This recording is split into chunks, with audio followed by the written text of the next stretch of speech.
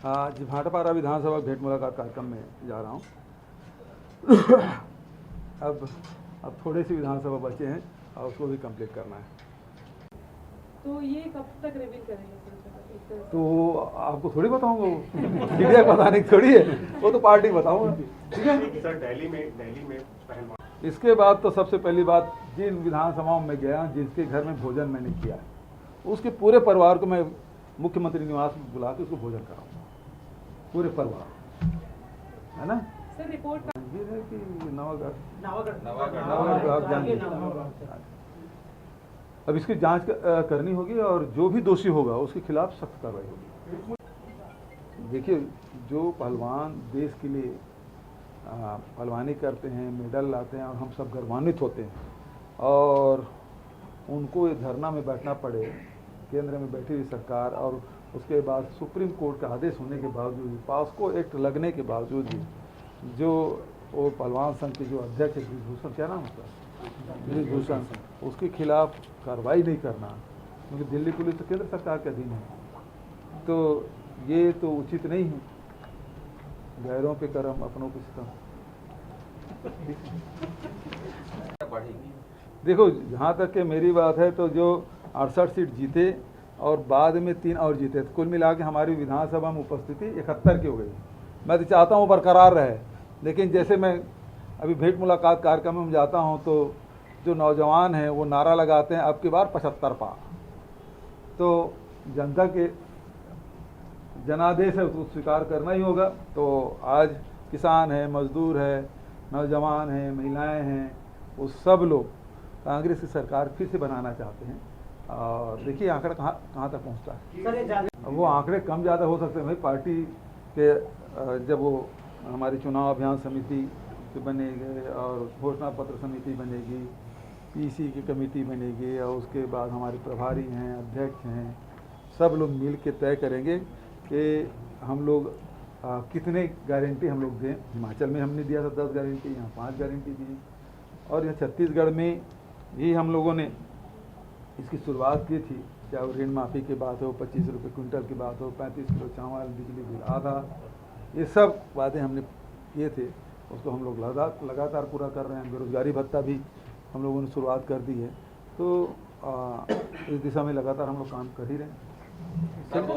अभी जो कर्नाटक रिजल्ट आने के बाद जो शीर्ष में बैठे हुए लोग हैं,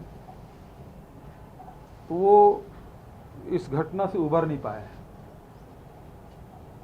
और ईडी के अधिकारी भी क्या करें क्या न करें की कर्तव्य विमूढ़ की स्थिति में है। लेकिन इससे उबरेंगे जैसे ही, वो ताबड़तोड़ कार्रवाई होगी, क्योंकि बौखलाए हुए हैं। तो जो हिंसक प्राणी यदि घायल हो जाए तो क्या होता है, और हमला करता है, तेज हमला करता है। तो उसी प्रकार की स्थिति। तो सूद साहब की जो नियुक्ति हुई है निदेशक सीबीआई, हाँ, उसे किस रूप में ले रहे हैं? हाँ, तो अब वो तो कर्नाटक वालों से पूछना पड़ेगा। आखिर चुनाव हारे और तुरंत बाद उसके सीबीआई में नियुक्ति हुई है। अब इसको तो आप लोग देखें, इसकी विवेचना करें कि इसके मायने क्या हैं। देखिए, मोदी जी की जो उपलब्धि है वो क्या है, नोटबंदी। 9 साल बीत रहा है, लेकिन आज तक केंद्र सरकार ने ये नहीं बताया कि कितना काला धन देश का जमा हुआ, आरबीआई में कितने नोट जमा हुए, ये भी आज तक के उन्होंने जारी नहीं किया। नंबर 2, लॉकडाउन से देश को भारी नुकसान हुआ, कितने लोग जान से हाथ धोना पड़ा, कितने लोगों को रोजगार छीनी गई, इसके कोई आंकड़े उन्होंने जारी नहीं किया। शौचालय बनाए, लेकिन वो भी अपूर्ण है, कितने लोग उसका उपयोग कर रहे हैं इसकी भी जानकारी नहीं है। उज्ज्वला योजना उन्होंने शुरू की तो 400 रुपया रसोई गैस की कीमत थी, आज बढ़ के 1200 रुपया हो गया। कोई भराने को तैयार नहीं, महंगाई से हाहाकार, जिसमें हाथ डाले वो नुकसान हुआ। किसानों के आय दुगुनी करने की बात कही थी, किसान आत्महत्या करने के लिए मजबूर है। दिल्ली में कितने लोग आंदोलन करते करते लोगों की जान चली गई। कमेटी बनाए, कमेटी का कोई अता पता नहीं है। 6,000 रुपया किसान सम्मान निधि देने की बात कही, वो पहले मिला, उसके बाद जो नाम करते गए तो अब तो वो आंकड़े ही घट गए। अभी मनरेगा में जो जिसको वो कहते थे ये कांग्रेस के असफलताओं का स्मारक है, और वही मनरेगा है वो लॉकडाउन के समय कोरोना काल में लोगों का अर्थव्यवस्था सुधारने में मददगार हुई। और आज स्थिति ये है कि आप उसके बजट को 1/3 कर दिए। आज बजट कहीं अता पता नहीं है। छत्तीसगढ़ में भी हर साल 2,500-3 हज़ार करोड़ रुपये मिलता था, और उसको घटा के 1,000 करोड़ कर दिया है। तो आप गरीब के खिलाफ हैं, आप किसान के खिलाफ हैं, आप घरेलू जो महिलाएं हैं उसके खिलाफ हैं। डीजल, पेट्रोल, रसोई गैस, केरोसिन सबके आपने बढ़ा दिए, खाद के भाव बढ़ा दिए, और लघु उपज की कोई खरीदी की व्यवस्था नहीं है। तो और रोजगार देने की बात कहे थे आप, 2 करोड़ लोगों को रोजगार मिला नहीं। जो रोजगार थे वो बेरोजगार हो गए। ये उनकी उपलब्धि है। दूसरी बात यह है कि सितंबर 2020 में हमने, राज्य सरकार ने ई पास के माध्यम से जितने भी पीडीएस की दुकानें हैं उसके खाद्यान्न का सत्यापन का कार्य प्रारंभ किया, राज्य सरकार ने किया, और इसमें करीब 65,000 मीट्रिक टन कम पाया गया, और जिसके शासन ने तत्काल वसूली करने का आदेश दिया। इसमें से 15,000 टन चावल की वसूली की जा चुकी है। 208 दुकान है उसको निरस्त भी कर दिया, और इसमें जो शेष बचे जो चावल है 50,000 टन जिसके बारे में बात हो रही है, उसमें से 21,000 टन का आरआरसी तहसीलदार के द्वारा जारी भी कर दिया गया। 29,000 टन का अभी कार्रवाई जारी है।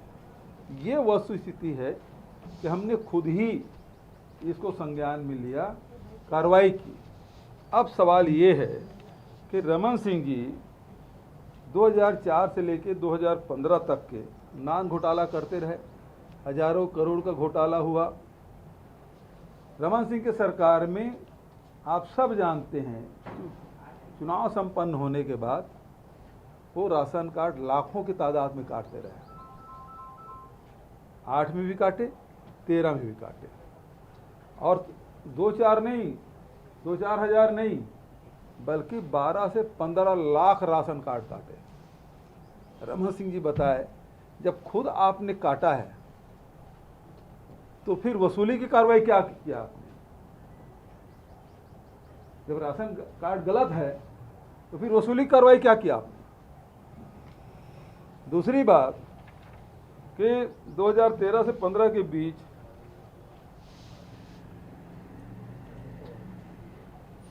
इस दौरान बलौदाबाजार में 1,000 करोड़ का धान घोटाला हुआ। रमन सिंह के गृह जिले कवर्धा में 2,000 टन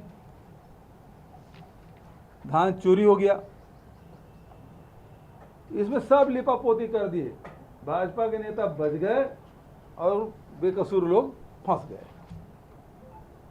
ये उनकी स्थिति है। जो हम पे आरोप लगा रहे हैं वो बेबुनियाद है, मनगढ़ंत है और लोगों को गुमराह करने वाला है। पिछले 1 महीने पहले रमन सिंह ने ये आरोप लगाया था कि 5,127 करोड़ का चावल घोटाला हो गया। अब रमन सिंह के पास षड्यंत्र करने या भारतीय जनता पार्टी के पास षड्यंत्र करने के अलावा और कोई काम बचा नहीं है। इन्होंने आरोप लगाया कि सन 2020-22 के बीच प्रधानमंत्री गरीब अन्न कल्याण योजना, जिसमें 38 लाख टन चावल प्राप्त हुआ, 15 लाख टन वितरित न करने का आरोप भी लगाया। 38 लाख प्राप्त हुआ, उसमें 15 लाख टन वितरित करना नहीं बताया गया। हकीकत क्या है? हकीकत ये है कि केंद्र सरकार से 28,10,000 मीट्रिक टन चावल प्राप्त हुआ, 28.10 लाख। उसमें से उठा हुआ 27.61 लाख, 27,61,000 टन हम लोगों ने उठाया। 50,000 टन बचे उसको हम लोगों ने क्लेम नहीं किया। तो ये कहाँ बताए 35 लाख और उसमें 15 लाख वितरित नहीं करना, 38 लाख बताया ना, 38 लाख के बात आए, जब हकीकत क्या है 28 लाख। उसमें उठाव हम लोग किए 27,61,000, 50,000 का हमने क्लेम किया नहीं, और आरोप क्या लगा 15 लाख टन वितरित किए ही नहीं। मतलब एक तो जो मिलना है उसको अधिक बता दिए, उसमें 10 लाख जोड़ दिए अपने तरफ से, और जब हमने क्लेम नहीं किया 50,000 टन का, तो फिर 15 लाख वितरित नहीं करने की भी आरोप लगा दिया।